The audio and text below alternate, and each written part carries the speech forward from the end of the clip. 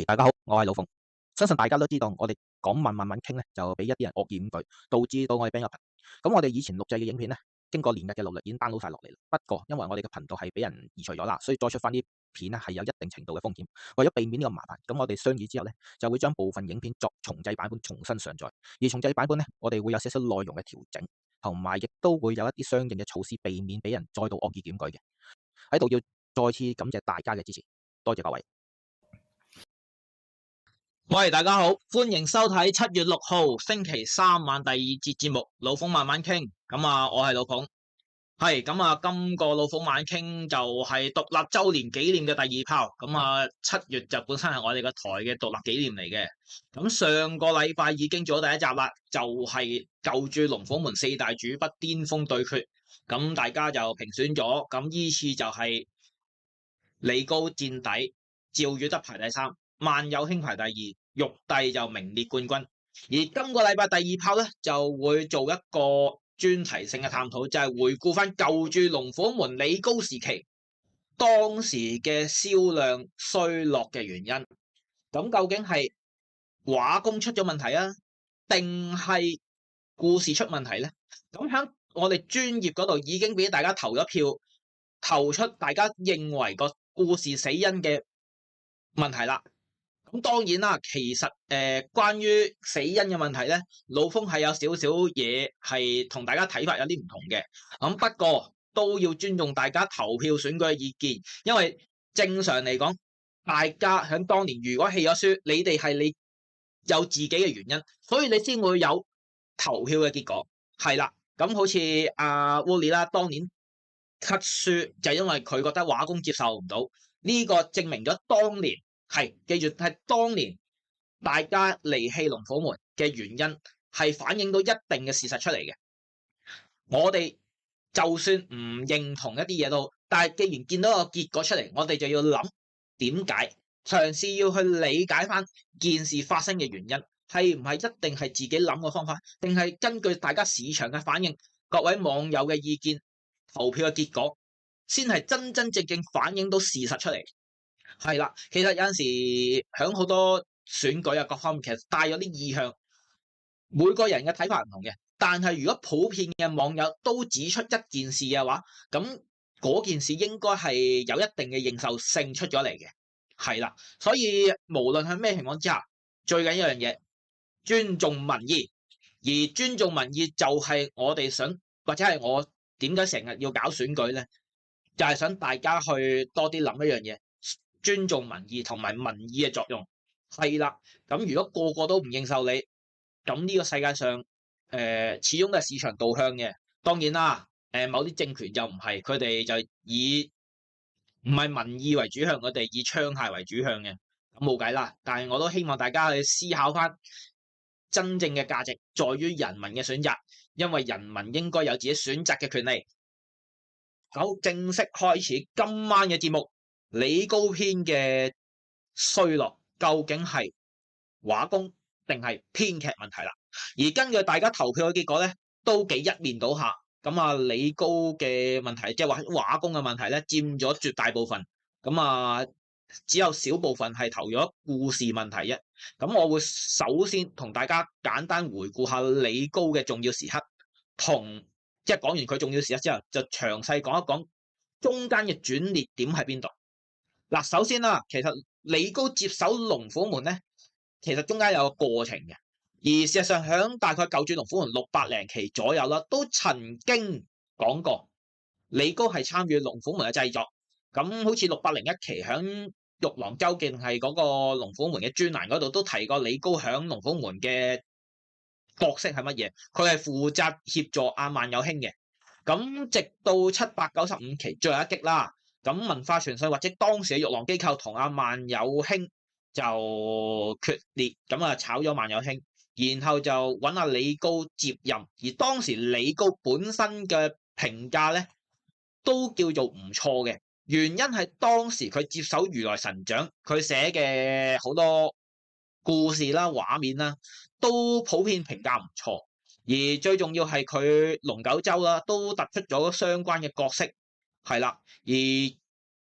應該啦，佢響波斯明教篇啦，到天道教創出咗如來神掌第10式啦，再跟住嘅收回神掌，再到絕世之戀，其實普遍嘅評價唔錯嘅，銷量亦都相當之唔錯。特別係佢有段劇情係諷刺翻風雲嘅，係啦，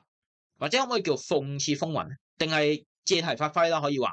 大概係舊最如來神掌437期煮酒論英雄嘅時候，就曾經講到阿龍九州帶住班細嘅過去曹操嘅不夜城，咁同阿曹操嘅煮酒論英雄，咁曾經就講過，即係大家嘅討論啦，邊啲人屬於係英雄？咁好似係小魔星定係阿燕真就提出風雲係當世英雄，然後曹操就 ban 咗佢，曹操就跟住同佢講：天下英雄為曹操與龍九州也。係啦，呢一段劇情應該相當之經典，所以連帶隔咗幾期之後，響舊著龍虎門765期，蚩尤同石黑龍都試過喺度煮酒論英雄。當然啦，就唔係煮五加皮，唔係竹葉青，係煮啤酒。而當時石黑龍都問阿蚩尤，定蚩尤問石黑龍：啤酒煮得嘅咩？嗱，喺度先至聲明啊，根據一啲科學研究咧，啤酒係唔可以煮嘅，因為會產生致癌物質。咁如果大家想效法佢哋煮酒論英雄嘅話咧，就記得唔好揾啤酒啦，最好揾翻中國酒會好啲。咁至於伏特加啊，嗰啲咩威士忌煮唔煮得咧？咁我就唔敢肯定，但啤酒就最好唔好啦。好，咁啊講完少少嘅爛 gag 之後啦，正式講翻中間嘅轉捩點。係啦，就係龍虎門780期啊，其實應該再早少少啦。其實760幾期嘅時候係出現咗一件事嘅，就係余君偉向大師兄投訴，話萬有寫祖宗寫得咁勁，佢唔知點寫落去。跟住大師兄就落咗 order，要萬有兄將老祖宗同小劍仙畫上一個分裂。唔可以再寫老祖宗係小劍仙，而去到769期就講咗老祖宗嘅回憶，話佢當年同某君嘅劍決，而對方就跟住話躉乾坤，係啦，即係話響760幾期係成個龍虎門嘅轉捩點，因為以前嘅設定就係話老祖宗係小劍仙，但係760幾期開始就轉態，而呢件事間接影響到萬有兄嘅心態，佢覺得佢嘅創作唔受尊重，俾人限制，然後就有啲情緒啦。咁去到780期就發生一單叫做屍封面事件，係啦，嗰期原本咧就係話阿陳奧雲虛空企喺天上面，咁一大堆通天教嘅流羅揸住電單車，而佢當時要求每一部電單車牌子款式都唔同嘅。咁經過採稿同埋製作封面嘅團隊努力之下咧，成功出咗嚟。但係根據文化傳信或者玉郎機構嘅文字記錄就話，萬有兄就撕咗個封面，係啦，再跟住就用咗內文一個陳奧雲嘅構圖去做個頂替。咁而跟住咧，據講就係啱啱適逢玉帝唔可以翻去玉郎機構，咁去跟住就係大師兄請示咗玉帝啦。咁玉帝就其實有個講法嘅，即係江湖傳聞啦，就話如果呢刻冇安度俾大將軍咁樣搞法嘅話，第二日班師回朝就更加冇人制衡得住佢。特別係如果新主入主玉郎機構嘅話，萬有就會變成一個舉足輕重嘅人物，因為如果新主入侵，佢係一個唔熟行嘅外行人，咁佢一定會睇開一個揸旗人嘅牌頭。咁如果嗰剎那佢唔做低二師兄嘅話咧，咁第日新主入侵真係聽晒二師兄話咧，咁第日玉帝就冇辦法班師回朝噶啦，所以就落柯打要趁仲話到事嘅時候，令到二師兄離職。係啦，呢啲江湖傳聞就曾經咁講過嘅。咁然之後，咁揾邊個接手咧？就捧李高出嚟。而當時李高主編《如來神掌》評價唔錯，雖然我又覺得其實就一般。係啦，咁點解一般咧？咁應該之前聽過我節目都講過，就係佢太多啲隔空掌勁咧，就冇咗武功，即係一啲傳統武學格鬥嘅意味咯。而喺嗰個 moment，李高就走馬上任。當時傳聞玉帝雖然翻唔到玉郎機構當時嘅玉郎機構，咁但係佢都響公司以外約齊一啲製作團隊去傾，跟住古仔嘅走向。而當時主要處理幾個問題。第一個問題，黃小虎自從768期跌咗落海之後就失蹤咗，點處理好咧？主角應該要適當時候出現翻嘅，咁但係要安排一個失蹤咗半年嘅主角出翻嚟，都要有個鋪排噶嘛。咁要處理呢一樣嘢。第二樣嘢就係響據講795期原本萬有興主編嘅時候咧，就會處死一個重要角色。係啦，咁究竟嗰個角色係邊個咧？石黑龍定係蚩尤？嗱，呢個我唔知嘅，江湖傳聞啫。但係佢哋就修改咗一個佢唔可以接受處死一個重要角色，所以就將二師兄免職，然後就改咗啲稿件。咁結果咧，蚩尤同埋石黑龍都係冇穿冇爛嘅。係啦，咁第三樣嘢就係老祖宗自從喺個龍虎門世界出現之後咧，令到龍虎門嘅古仔咧係冇乜推進，甚至乎好大時候都係環繞咗老祖宗嘅愛恨情仇。咁通天教嗰啲江湖鬥爭咧係講少咗嘅。咁佢哋當時李高接手就要處理呢幾個問題，所以佢哋就喺外面就開會啦。咁逐漸就度咗個雛形，就係講老祖宗夾咗介仔走之後咧，有一個疑似黃小虎、一個疑似美姬嘅人去監視老祖宗，跟住再由呢兩個人物卓星同埋卓游帶出咗失蹤半年嘅黃小虎。咁平心而論啦，嗰段劇情咧，係處理得 OK 嘅，因為畢竟失蹤咗半年，仲要前手冇一個明確指示之下咧，你要點作其實有啲艱難嘅，所以佢呢個要俾翻個讚賞佢咯。而第二樣嘢就係透過嗰一段戲，撚咗個卓游，再撚翻一個似美姬嘅人，帶出咗卓不凡嘅古仔。咁事實上本身啦，響萬有時期處理嘅卓不凡一個小人物，一個有啲野心嘅小人物，但係真真正正上到大台咧，就係李高時期嘅造就嘅。咁當然啦，最後佢就死咗，仲要死咗自己細佬手上。咁當中亦都係一個鋪排咗一個奸角出嚟。而呢個奸角比起陳奧雲，某程度上係絕不遜色，因為佢有一個典型嘅由忠變奸嘅過程。由原本黃小虎遇到嘅卓星係一個純樸嘅青年，到遇到佢大佬帶壞咗佢，跟住變得不擇手段，甚至乎連自己兄弟都出埋。嗱，其實對比翻啦，卓星同埋陳奧雲有一啲嘢係共通點，包括佢原本應該都係本性善良嘅，但係經過某啲嘢決定去出賣自己大佬。嗱，記住陳奧雲係出賣咗自己大佬，間接累到陳傲天死咗烈火祖師手下。而卓星就更進一步，用霹靂狂狼殺咗卓不凡，係啦，令到呢個角色徹徹底底去咗一個唔可以翻轉頭嘅地，因為應該冇一個嘢啦會接受到一個可以親手殺兄嘅人做一個正派嘅角色，所以佢只可以喺個奸角嗰個圈子繼續行落去。咁當然啦，後尾處理失當就另一回事，但喺嗰剎那呢個卓星嘅鋪排係成功嘅。而再跟住拎出好多嘅角色，譬如一個有啲似白愁飛嘅鳳奪天，同埋若干嘅角色，譬如鐵兵、薛飛，環繞住呢個白愁飛身邊嘅古仔，其實都相當豐富。特別係令到佢去入到老祖宗。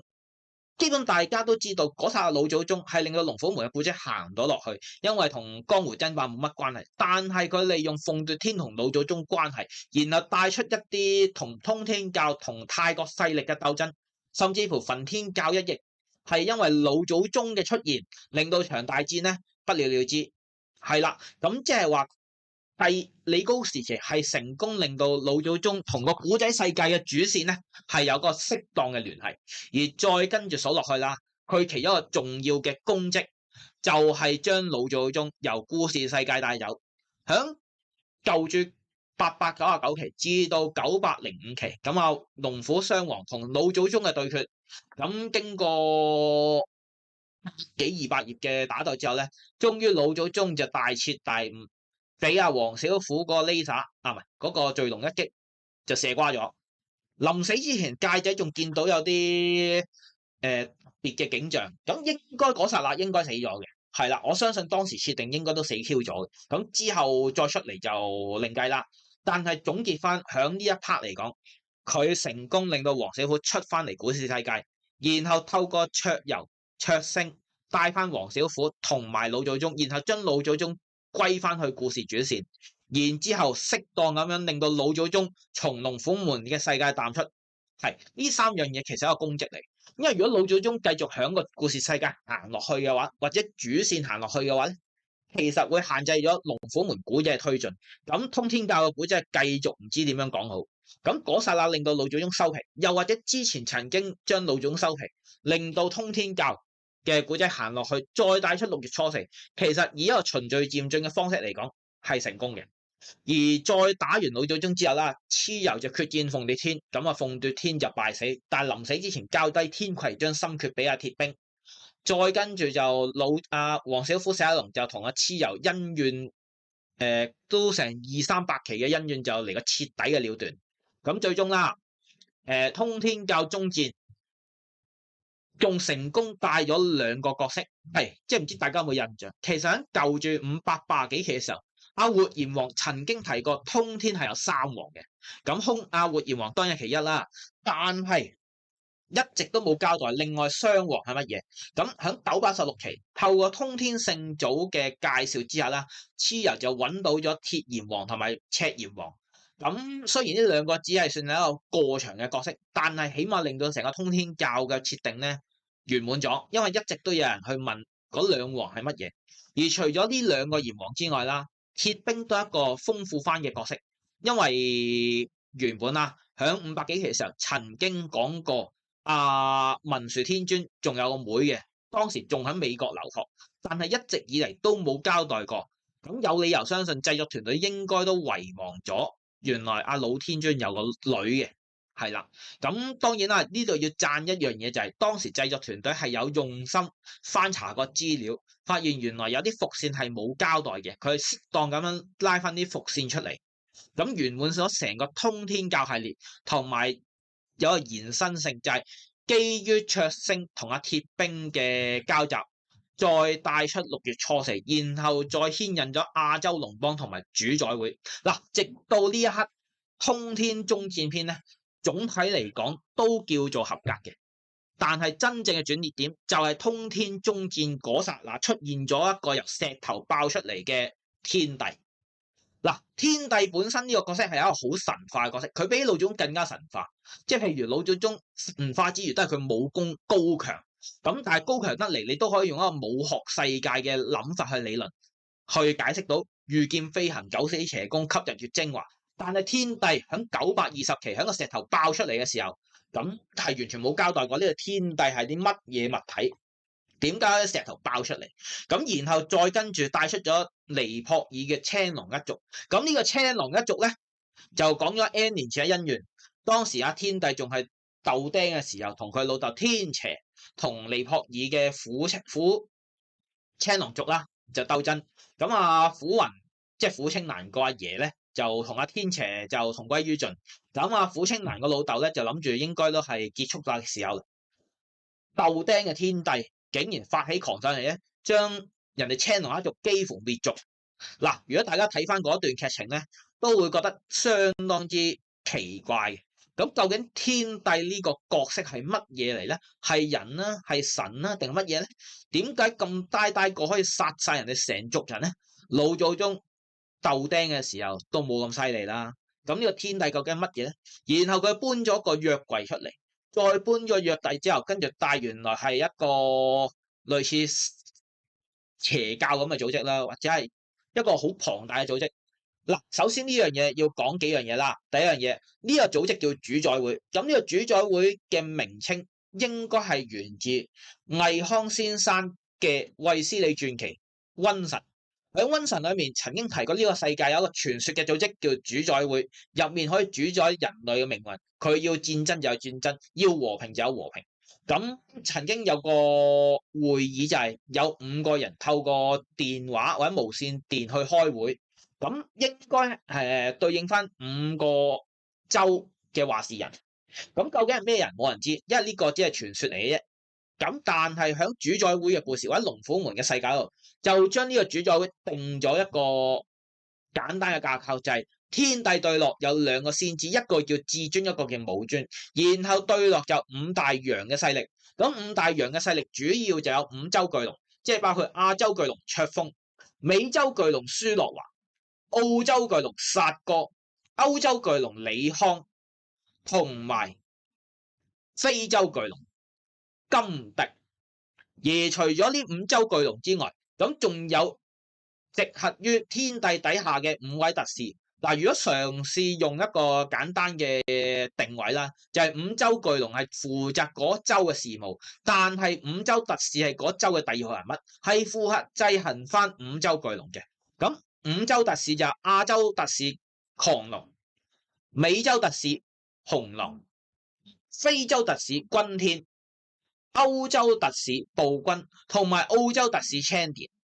咁本身呢個基本架構都唔係好太大問題嘅，即係呢一個純粹係一個互相制衡，即係典型嘅武俠故事啊、幫會鬥爭必有嘅階段。而仲有必要嘅性質就通常啲奸角一斜卡有內訌。咁響結束咗泰國篇之後，就透過卓峰嘅黃雀寨後，帶出咗亞洲龍邦嘅勢力，然後再帶出主宰會嘅陰謀。咁一開頭就係924期，咁啊卓峰佢帶住成班人去對付筋疲力竭嘅龍虎群英，仲有蚩尤同埋通天聖祖。再跟住，當佢制服咗蚩尤嘅時候，突然之間嚟咗3個人，咁啊佢直升機跳落嚟，一個就係非洲特使軍天，另一個就係歐洲特使，唔係澳洲特使青年，仲有一個突然之間出現，個樣同黃小龍一模一撚樣嘅亞洲特使狂龍。咁最奇怪就係呢個狂龍識得易經降龍掌法同埋打狗棒法。咁究竟係咩原因咧？咁嗱，如果以當時個鋪排啦，因為響狂龍同黃小虎嘅對話裏面，阿狂龍曾經疑惑過黃小虎點解會知道佢嘅名，即係話狂龍係唔 support 黃小虎識得佢嘅，但係黃小虎噏咗小龍大哥，阿狂龍就會出現一啲好迷惘嘅神情，即係話當時嘅設定係同後尾嘅解釋，狂龍係刻意易容混入去正教裏，唔係由正教派出去混入主宰會，然後勾起龍虎群英嘅注意係唔吻合嘅。而再睇翻跟住947期，蚩尤同阿天帝嘅初次交鋒，打下出咗隻暴君龍出嚟。咁大家就會有一個合理嘅預期，佢係嘗試用一個科幻化嘅古仔去寫龍虎門。首先就係有複製人。嗱，如果以頭先個講法啦，狂龍應該係主宰會唔知用咩途徑之下攞咗黃小龍嘅 DNA， 然後複製出嚟嘅狂龍。而跟住因為有暴君龍，而暴龍已經喺地球上消失，即係話暴君龍都係透過呢啲複製技術衍生出嚟嘅。咁但係好明顯呢啲設定同龍虎門普遍讀者嘅預期係有落差，又或者睇開龍虎門嘅人唔覺得將衛斯理嘅嘢擺落龍虎門係 work 嘅。嗱，先至聲明啊，我中意睇衛斯理，但係係咪代表龍虎門一定要溝衛斯理，或者龍虎門溝衛斯理一定 work 咧？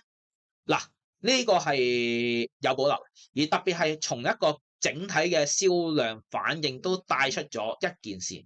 就係普遍讀者唔接受。而點解老風會有咁嘅結論咧？就因為當初佢嘅構思狂龍係黃小龍嘅複製人，但係去到979期講狂龍之秘嘅時候，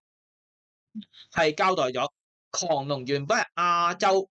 一個唔係，原本係正教裏面一個大教士信尼嘅徒弟。咁信尼唔知喺咩途徑之下學到降龍18掌、易經降龍同埋打狗棒法，跟住教咗俾狂龍，然後就派狂龍咧首先整容整到黃小龍咁嘅樣，然後加入去主宰會裏面。嗱，先至聲明啊，如果唔係即係唔牽涉衛斯嘅橋段咧，呢一 part 其實已經有問題。第一樣嘢，因為你要引起龍虎群英對主宰會嘅注意力，同你整容入去主宰會其實好似冇必然關係。其實你要令到龍虎群英注意主宰會，其實好多方法都 work 嘅。點解要去扮一個死咗嘅人咧？呢個冇一個合理解釋。第二樣嘢就係迅尼喺咩途徑之下學到黃小龍嘅功夫咧？嗱，如果佢要學到降龍十八掌，其實有好多途徑嘅，譬如會唔會揾啲丐幫嘅支線人物，原來佢都曾經學過降龍十八掌同打鬥犯法，嗱，合理嘅，因為始終經過咁多年嘅發展，丐幫好多弟子可能已經離開咗丐幫，流落世界每一個地方嘅，所以喺佢哋身上面學到丐幫嘅功夫咧，都冇話唔可能。但係易經降龍就例外啦，因為易經降龍並唔係丐幫嘅武功，而係436期柳心炎同黃小龍合創嘅，將原本降龍十八掌化繁為簡，融合成6掌。係啦，如果咁嘅情況之下，理論上只係得黃小龍同埋柳心炎係識得易經降龍嘅啫。但係基於柳心炎已經死咗，咁黃小龍極其量啦，只係將佢嘅武功心法抄低咗寄去香港。咁如果咁嘅情況之下，照道應該係龍虎門內部先知道易經降龍嘅練法。咁試問阿迅尼點可能可以學到易經降龍，再轉教俾狂龍呢？而最搞笑嘅嘢就係狂龍響中間嘅過程啦，你嚟嚟去去跳出又跳入，其實你係唔知個角色想點，甚至乎角色都唔係好知自己想點，因為個劇本成日改。上個禮拜我跟呢個劇本唔係我應該咁做喎，但下個禮拜狂龍收個劇本，咦，點解我又轉咗嘅？不過唔緊要啦，跟編劇話事，咁佢哋話乜就話乜啦。但係大家唔接受，而點解老馮咁肯定唔接受咧？係因為大家普遍響市場反應見到，同埋佢出咗一件事，就係950期嘅時候出咗問卷調查。而大家再諗下，通天教由567期正式通天教古仔，至到924期通天教完結，都未嘗試過會出一個問卷調查，問你中意邊個時期龍虎門嘅古仔，中意啲咩人物，中意啲乜嘢，唔中意啲乜嘢。而924期亞洲龍幫正式進入故事主線，到950期只係用咗半年時間，而中間經歷咗蚩尤嘅戰敗啦、狂龍嘅出現啦，再跟住就有暴君龍呢隻咁嘅嘢。嗱，咁整體反應應該係出現咗好大問題，先會有950期嗰個問卷調查。而我相信啦，暴君龍應該係關鍵條件嚟。雖然啊，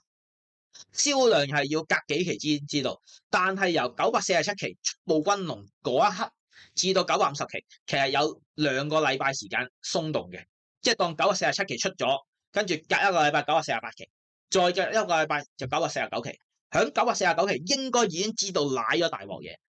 於是就特別開咗個問卷調查。其實問卷調查咗問卷好簡單嘅啫，幾日可以1日至2日可以整到出嚟。佢整理咗相關嘅嘢之後，問大家嘅意見，中意邊個時期嘅古仔，相關嘅喜好。咁點解要咁做？就係因為出咗事咯。而呢一樣嘢，我覺得係個編劇嘅問題，或者個創作團隊出咗問題，係啦。而再跟住啦，中間仲有一個好關鍵因素就係嗱，其實應該話先講一講。問卷調查之後出咗啲咩事？950期出問卷調查，到962期就變咗革新號。點解革新號咧？首先封面改咗啦，然後就多咗天下無敵文迪嘅作品連載啦。同時間你見到整體主宰會嘅故事係加速咗嘅，鋪排亞洲龍幫咁多人，然後到962期，首先講蚩尤復出，跟住2期之內做瓜卓星，泰國失勢。令到鐵兵翻去亞洲龍幫嘅古仔，結束咗一條支線，同埋將一個奸嘅角色卓星收咗皮，然後再用咗10幾期將亞洲龍幫條線收咗，再用10零期去交代聖母嘅秘密。係啦，點解天帝要搞咁多嘢？就係因為佢預知一啲嘢，唔知點解，即係佢入面嘅古仔解釋一堆嘢，但我睇嚟睇都唔明，就係話原來有3條女。佢哋生嘅後代會影響天帝嘅霸業，而呢3條女咧就唔可以直接揾出嚟嘅，係要直接揾呢3條女嘅老公或者係男朋友。而呢3條女嘅男朋友分別就係黃小福、石黑龍、蚩尤。即係有啲奇怪，即係我純粹一個假設性問題啦。如果個天象可以反映到個男個男角嘅老婆或者女朋友會生個後代，影響到你日後嘅霸業。其實照道理你應該直接可以揾到個女人出嚟，需唔需要搞咁 Q 多嘢咧？即係呢條橋係行咗一輪咧，應該係諗唔到點樣行落去。嗱，我純粹係諗一個問題啦。當初佢哋要捉石黑龍、黃小虎同埋蚩尤，應該係佢只係諗到條線，就係要主宰會同呢3個人發生直接嘅衝突。但係啊，喺個過程裏面，佢諗唔通佢哋3者點樣同天帝產生直接衝突。所以後尾諗下先諗到條屎橋，就係話佢哋條女或者佢哋嘅老婆同天帝嘅霸業有關係，咁帶出一個間接作用，藉此令到龍虎門嘅衝突位出現。但係用頭先個講法，呢件事係唔成立嘅。如果要搞咁多嘢，其實你應該直接係揾到個女性。你而家要揾個男性，再揾個女性，即係一騰撚瓜瓜撚咁搞落去。咁我覺得天象嘅嘢其實有個結果係睇翻出嚟㗎嘛。點解會睇啲咁複雜嘅嘢？你要揾翻一手，再揾第2手、第3手，你先揾到個關鍵角色出嚟。我覺得呢個係冇話自圓其說咯。而再跟住你睇翻980幾期開始主宰會嘅未出嘅角色，差唔多係幾個月之內 show 晒出嚟。而大家再諗下，由858期亞洲巨龍嗰刻開始鋪，再跟住要去到932期先出美洲巨龍喎，舒樂華喎，用咗年幾時間。但係去到984期左右啦，至到992期8期至9期嘅內容，出咗歐洲特使暴君、美洲特使紅狼，跟住出咗澳洲巨龍殺哥、歐洲巨龍李康同埋非洲巨龍金迪，用咗9期先，84、85、86、87、88、89、90、91、92，係啦，9期出咗5個叫做大粒嘅角色，咁似係一啲加速嘅先兆。而根據老馮嘅理解，通常啲加速嘅先兆咧，就係代表呢條橋唔 work 要轉橋，但係轉橋都要清理一啲問題，所以佢嗱嗱聲雞咁腳將啲人推晒出嚟，然後好快咁拱晒佢哋死啊、傷啊、殘啊、消失，係啦。咁好多主宰個角色基本上係再冇出現過嘅，包括暴君，佢打完阿海基之後咧就冇出現過啦。咁大家如果見到佢，不妨同我通知聲我。咁然後阿武尊啦，即係打完主宰會總壇嗰一役，同埋澳洲巨龍啊殺哥又係打完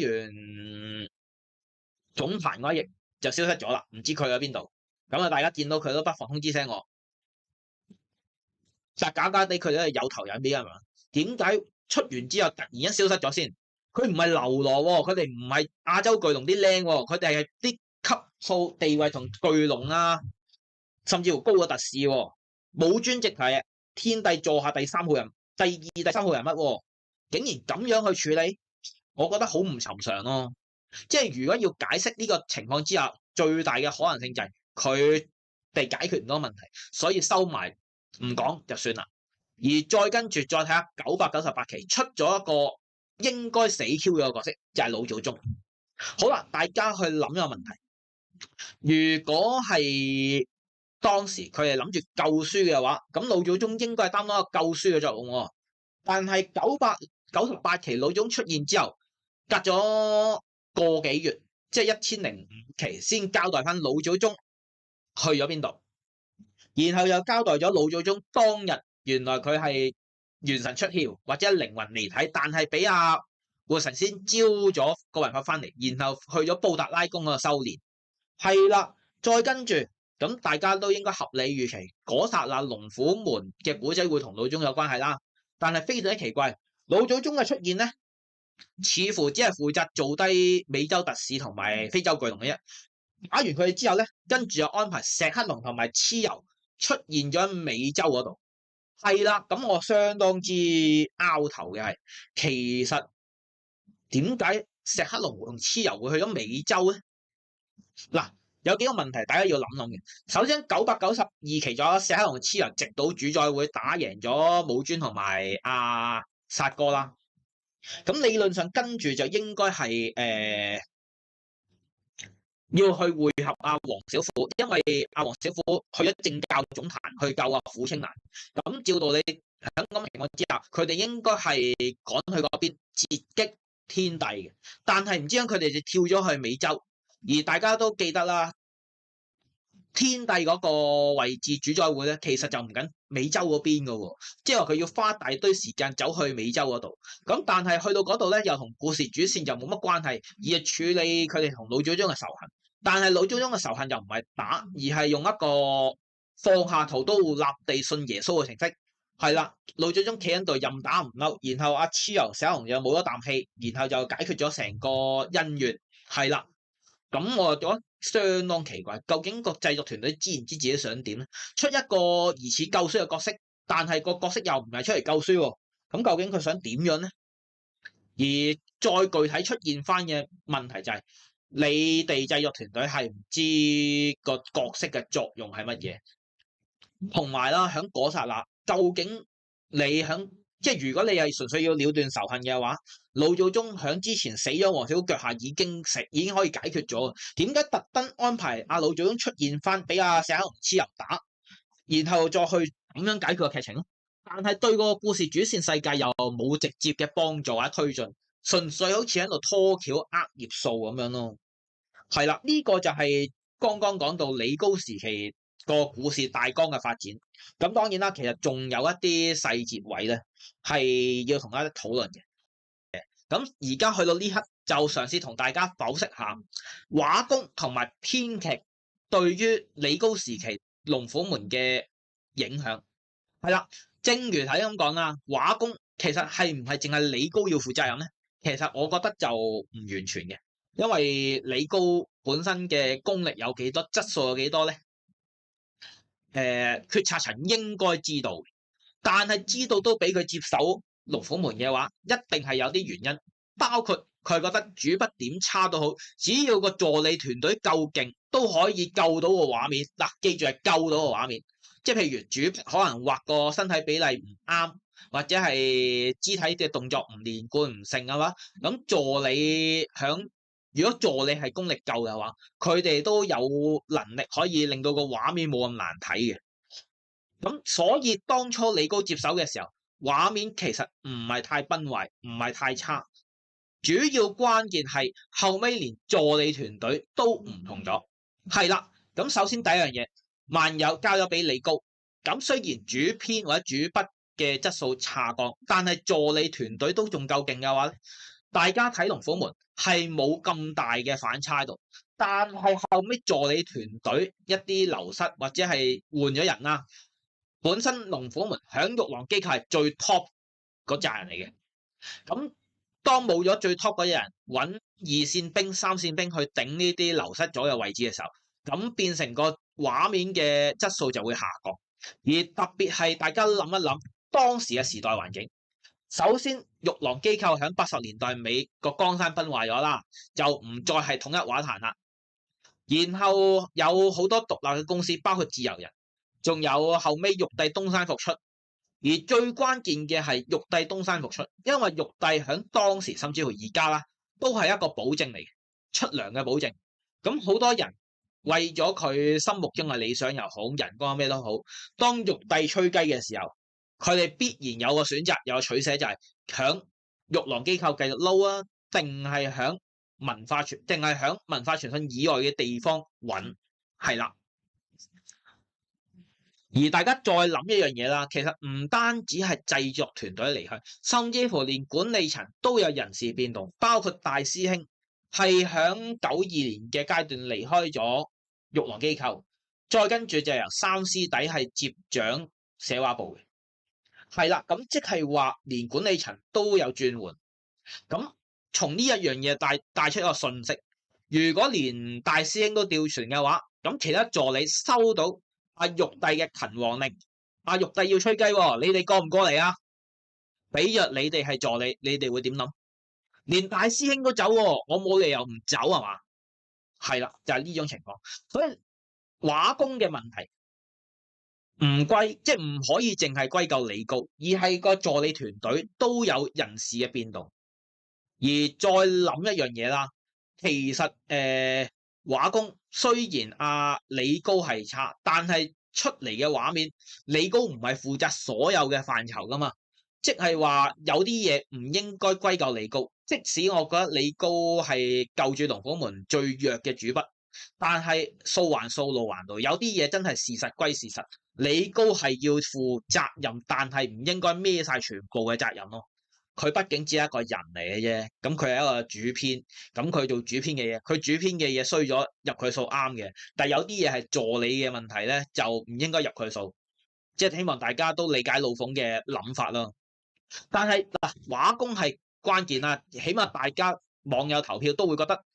李高時期衰落係畫工嘅問題，但係喺頭先老馮嘅回顧裏面，大家都會發現到一樣嘢，通天教時期嘅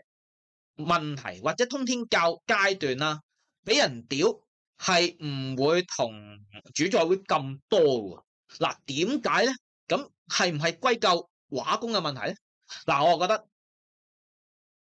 畫工有關係嘅，因為主宰會作階段就係93年，玉帝準備東山復出嘅時候，即係話嗰段時間主宰會人事變動。龍虎門係有嘅，而大家再睇翻，可能連杜比都係嗰段時間做聯絡站嘅負責人啦，800幾期嘅時候，咁再跟住有其他嘅人事變動，同埋你連見到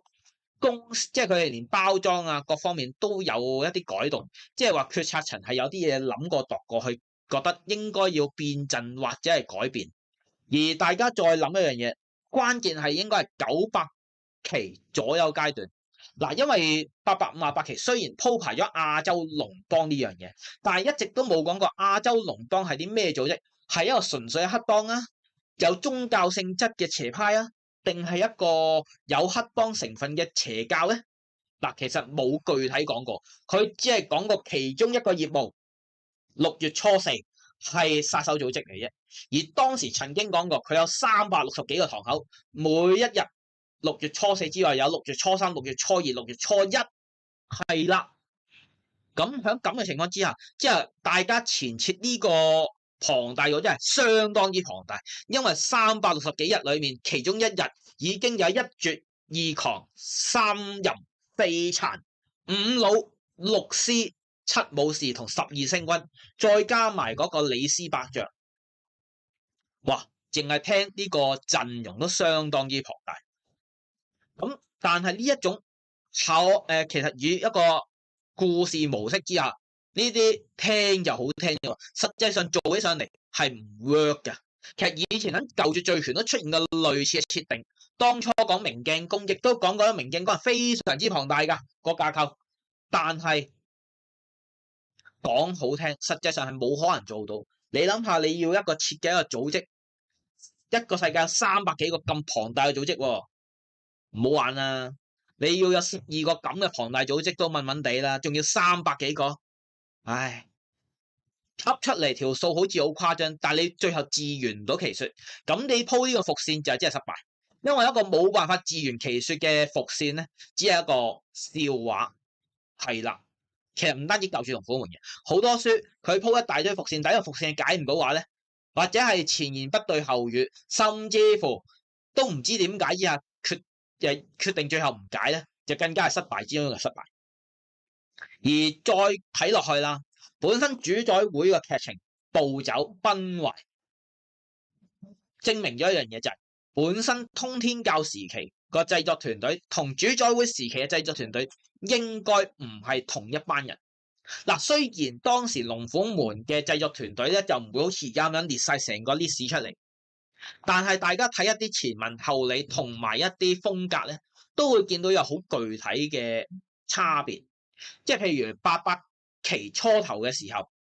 個故事嘅走向啊、側重性啊或者特色咧，都會比較紮實啲。但係去到800幾期尾段啦，就會有啲好明顯嘅差別。即係雖然啊，去到通天教尾段咧，應該都仲有一部分嘅人係有關聯性，但係一去到主宰會，好多嘢就會有好大嘅落差。你會從佢哋嘅行為模式、角色嘅諗法，同埋個編配故事嘅手段，都會發覺，編劇應該有啲變動，所以佢會唔同咗。而編劇唔同咗，係人唔同咗，定係決策層唔同咗咧？嗱，呢樣嘢大家要諗下喎。編劇唔同咗，換咗人，當然係有影響啦。但係如果決策層俾咗個 signal 或者俾咗個信息，要個編劇去行嘅話，咁樣亦都可能導致個劇情嘅走向有分別。嗱，有一個講法嘅，其實龍虎門有段時間變咗龍珠化，係因為管理層唔識漫畫，佢覺得當時龍珠收得，所以就要求製作團隊畫到好似龍珠咁樣飛天遁地啊，隔空氣勁波動咩龜波氣功啊諸如此類。其實係有一啲講法係印證咗呢件事嘅。而點解會咁做？就因為頭先咁講啦，玉帝離開咗，決策層走咗，新入主嘅人唔識得講漫，唔識得呢方面，所以佢就以一個市場導向，佢覺得當期90年代初龍珠好 hit 喎，用龍珠嘅元素寫龍虎門實掂啦，係啦，用一個最簡單嘅諗法去諗呢樣嘢，證明咗佢係唔識漫畫嘅，因為佢識漫畫之下，佢就唔會諗到將 A 嘅嘢擺落 B 嗰度，等於你去食燒味飯，人哋俾條魚生你撈燒味飯，你食唔食啊？有陣時有啲嘢風馬牛係不相及嘅話，你夾硬擺落嚟，唔代表你創新破格，只不過代表你唔了解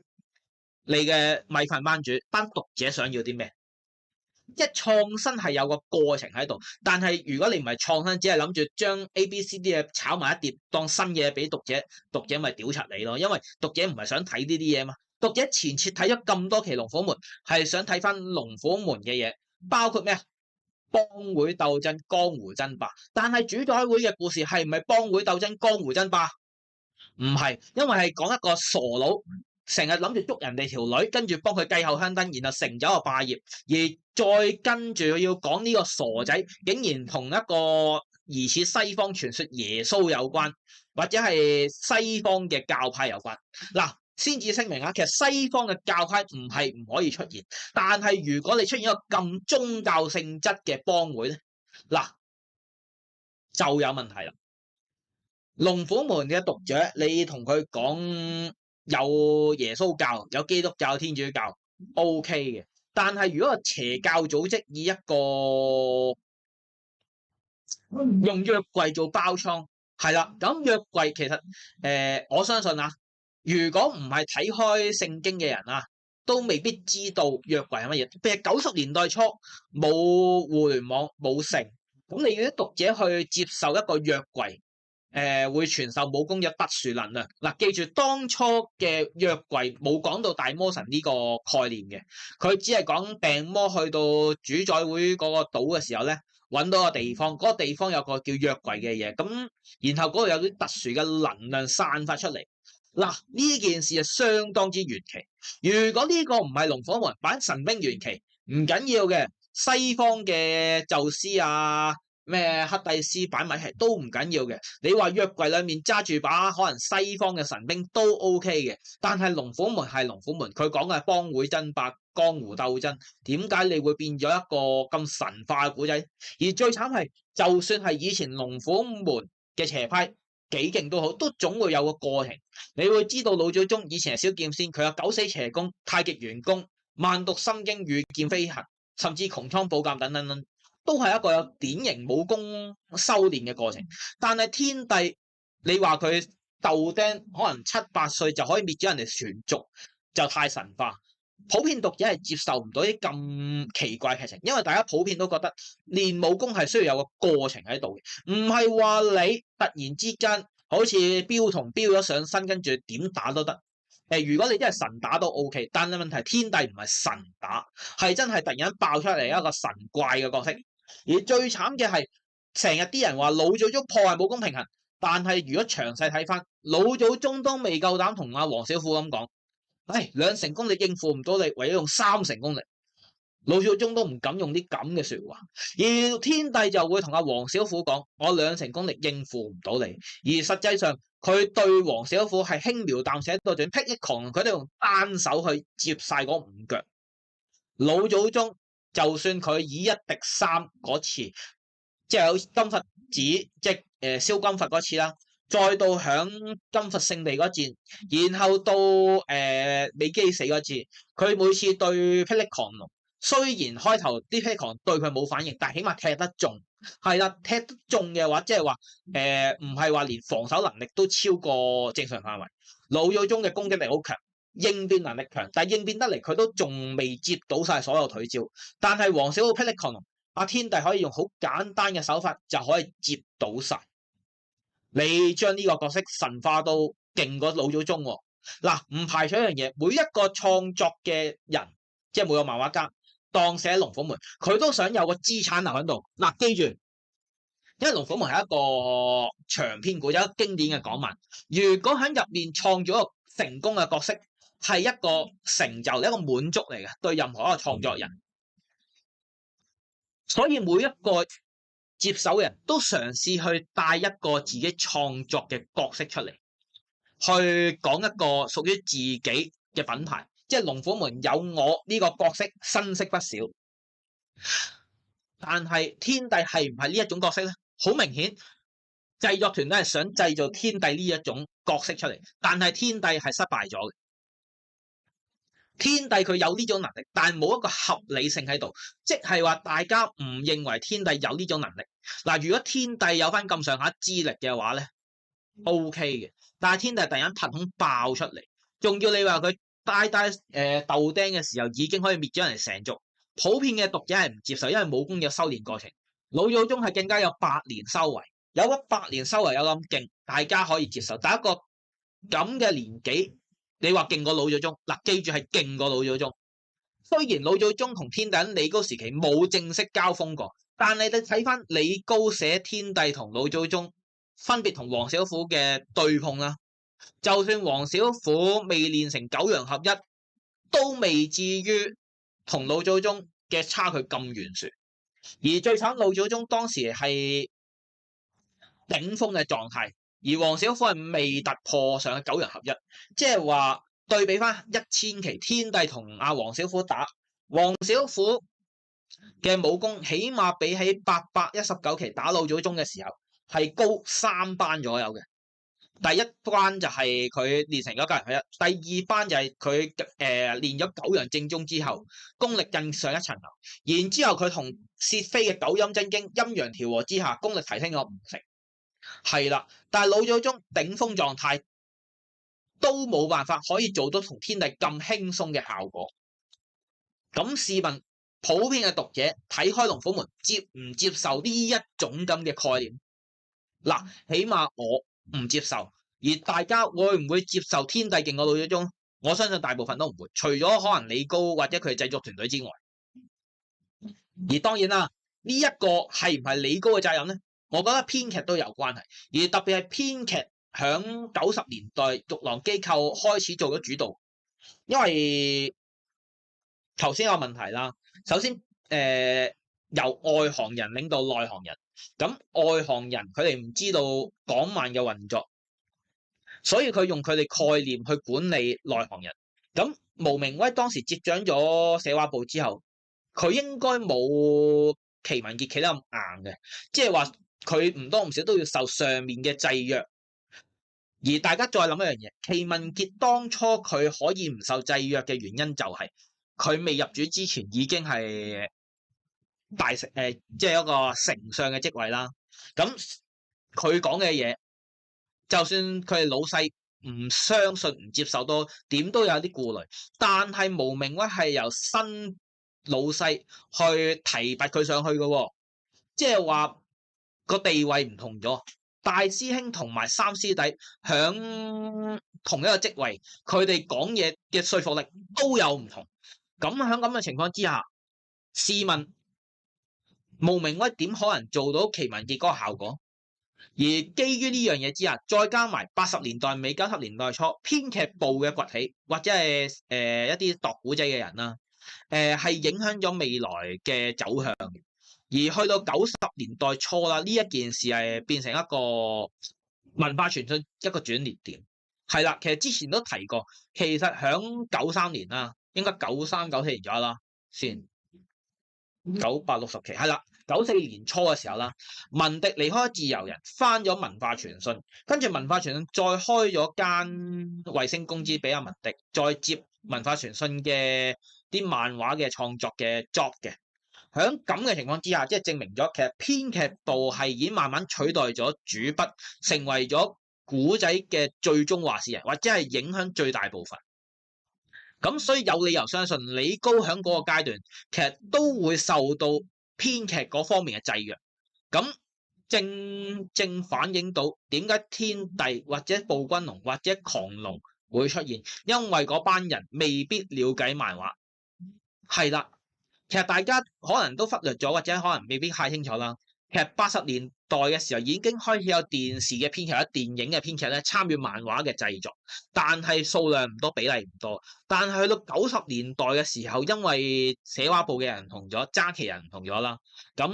嗰啲編劇嘅影響力同分量係多咗，但係佢哋偏慣電影電視劇啦，對漫畫嘅編劇其實係未必了解嘅，所以就會出現咗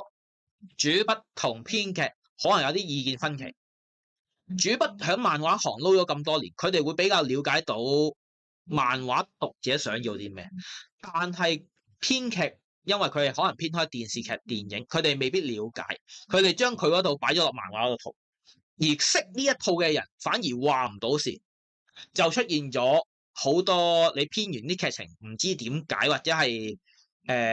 睇漫畫係唔會出現嘅情況。而再具體啲講翻啦，除咗龍虎門之外，譬如中華英雄啦，或者係其他嘅有啲部分作品啦。中華英雄我相信有嘅，因為天域傳說似係啦，仲有天人傳說都係啦。呢兩個古仔應該甚至乎日落黑龍都應該係。雖然我冇具體資料啦，但係如果睇翻日落黑龍嗰一 part，其實係有啲同阿陳山喺另一個電視劇編劇嘅古仔一樣嘅。嗱，題外話，因為呢個題外話，喺日落黑龍篇咧曾經講過，黑龍司令黑龍會嗰邊咧係有個女巫叫做孔雀，而呢個孔雀咧就有一啲好特別嘅能力，就會令到阿華英雄入咗個心裏面嘅心魔，佢會有啲情嘅流戀，包括佢喺夢，即係一個夢魘裏面啦，遇到阿羅漢，遇到阿無敵，甚至乎遇到佢死鬼老婆同個女，係啦。但係如果大家再睇翻佢處理華英雄嗰個飯局，係啦，佢喺個夢境，即係嗰個夢魘裏面啦，遇到阿結餘同埋文英。佢兩母女要求阿華英雄留低喺個夢裏面陪佢哋食飯，唔好再出去理會外面嘅嘢。其實呢段劇情就好似《我和僵屍有個約會》第一輯裏面，響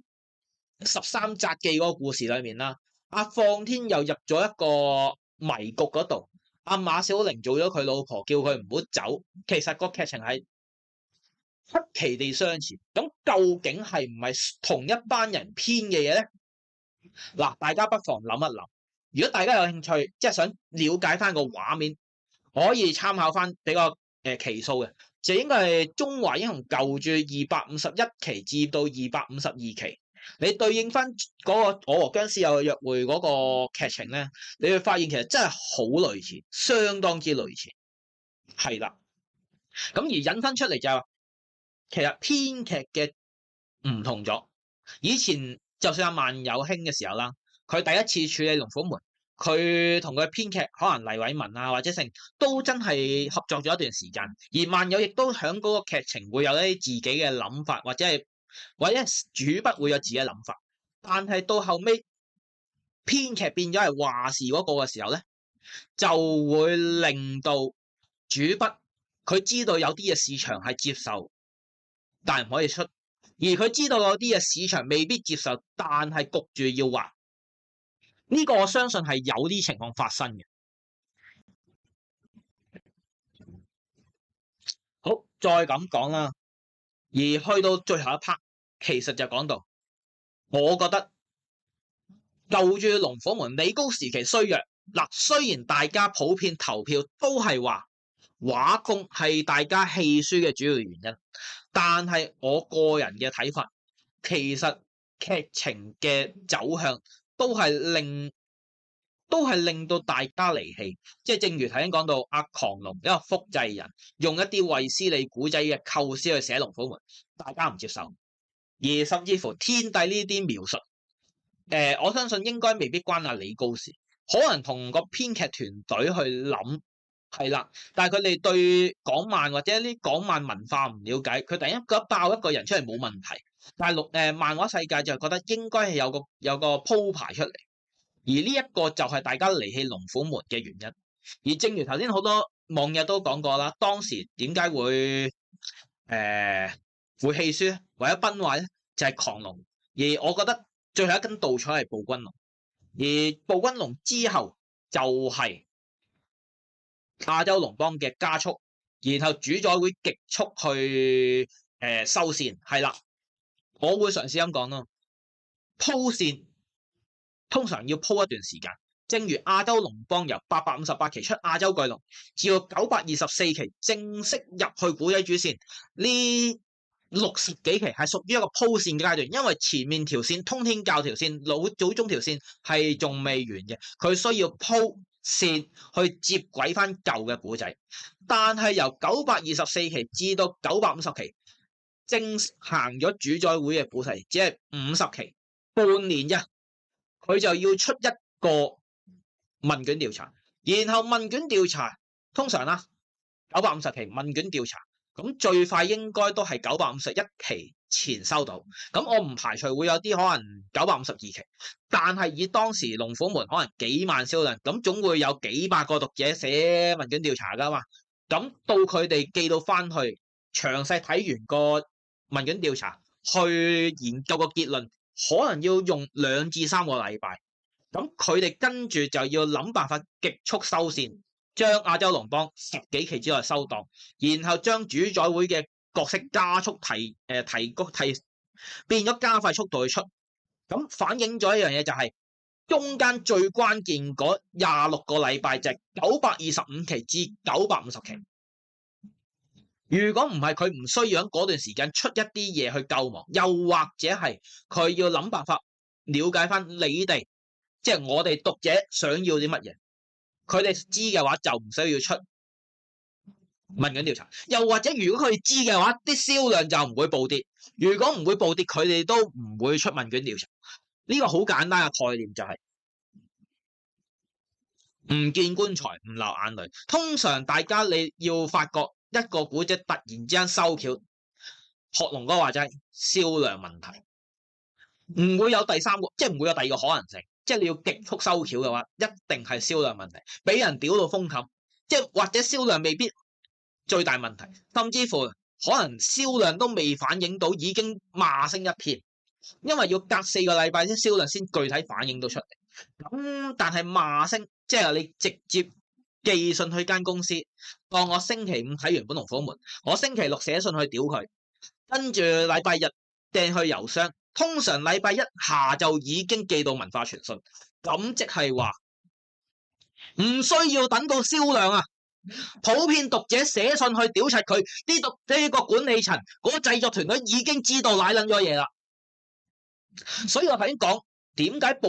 解狂龍唔係最後一根稻草，就係因為最具體反映到件事係950期發生嘅，所以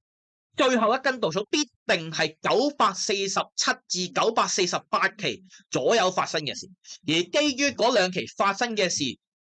個鬧嘅位就係暴君龍嘅出現，所以話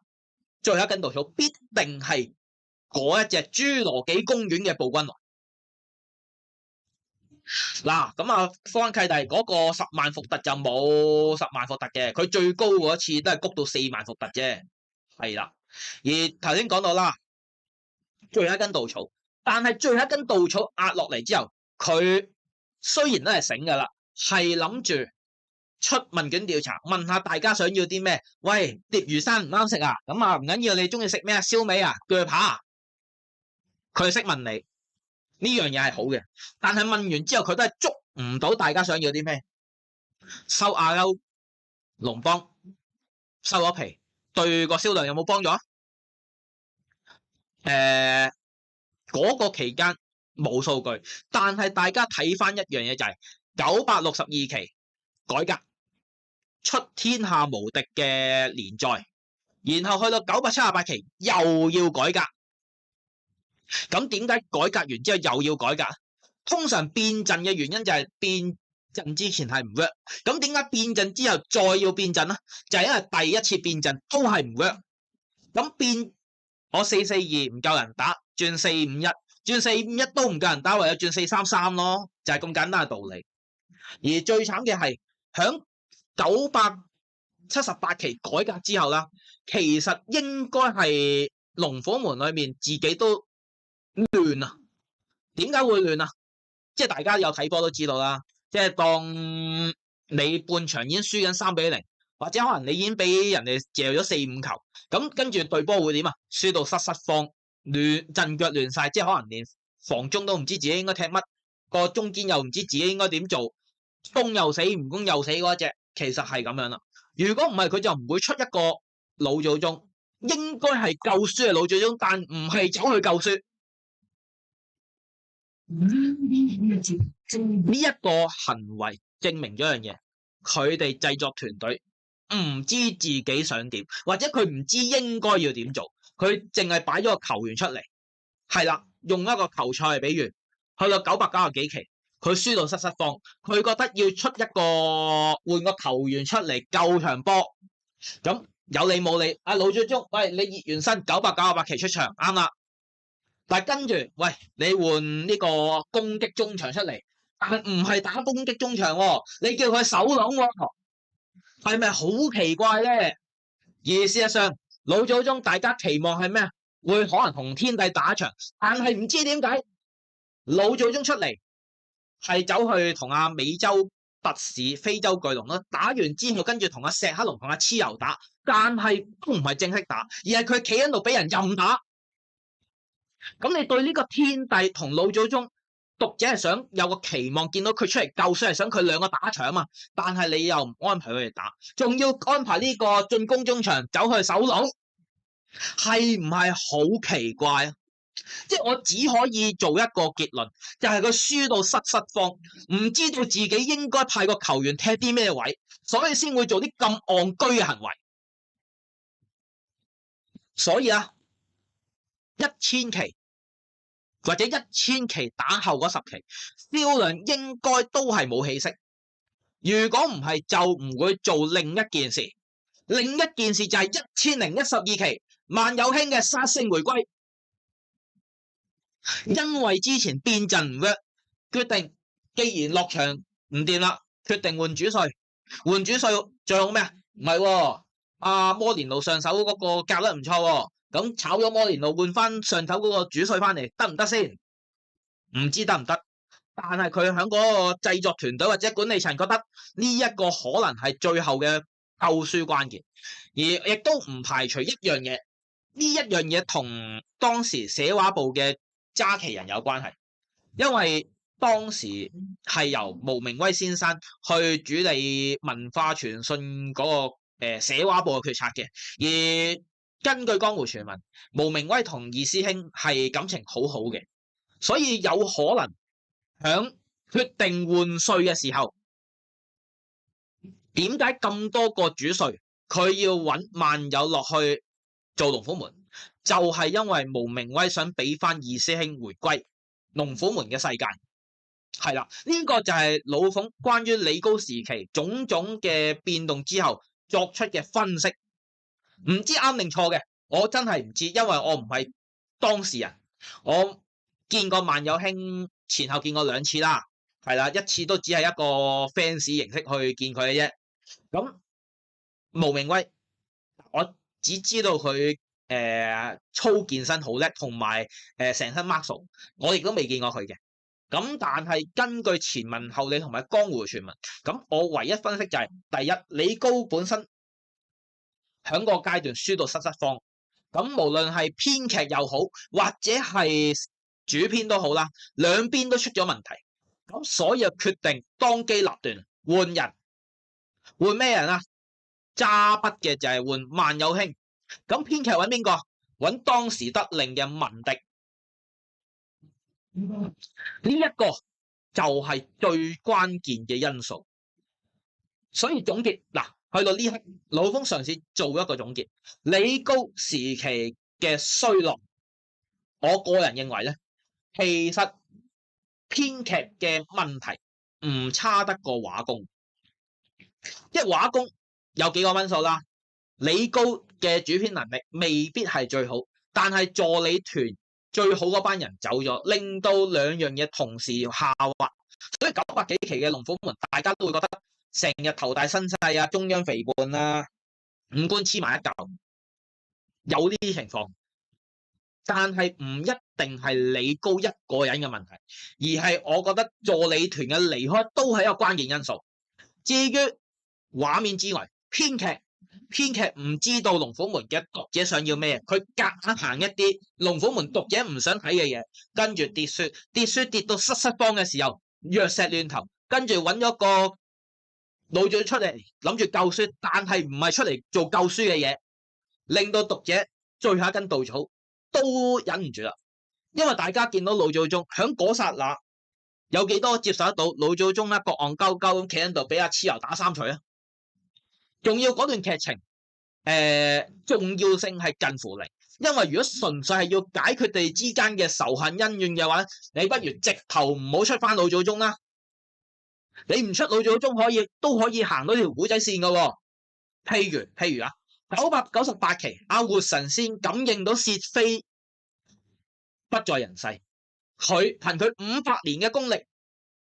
佢同老祖宗有一拼噶。